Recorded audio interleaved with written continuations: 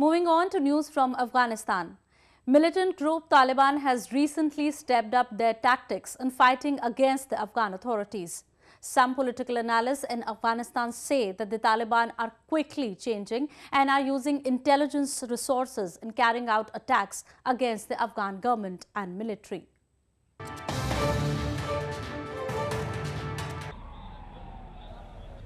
On April 21st, what is termed as one of the deadliest attacks on Afghan army, 10 Taliban militants disguised in army uniforms snuck into an army base camp in northern Balkh province, shooting scores of unarmed soldiers and officers.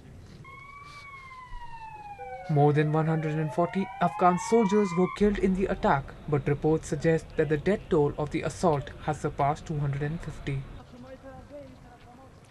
The assailants holding fake documents also detonated two suicide bomb blasts inside the base located on the outskirts of provincial capital of Mazar-i-Sharif.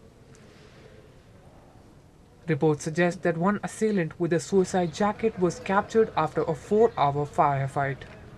4% of these attackers, before they was there, and maybe for 1 or 2 years they worked there. They was in the military service, and they had all they know all these schedules. And they arrived there, and after they show their documents to first checkpoint, and the second checkpoint was the same thing. And the last checkpoints, they should submit their documents, and they gave their weapons there, and after they can go further. But in this time, they started their attacks. If you see it from the Taliban side, they are rapidly working on their tactics. They are changing their tactics.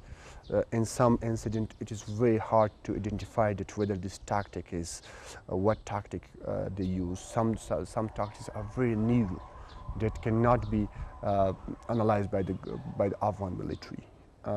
This is from Taliban side. They have good intelligence information. They have good technical resources.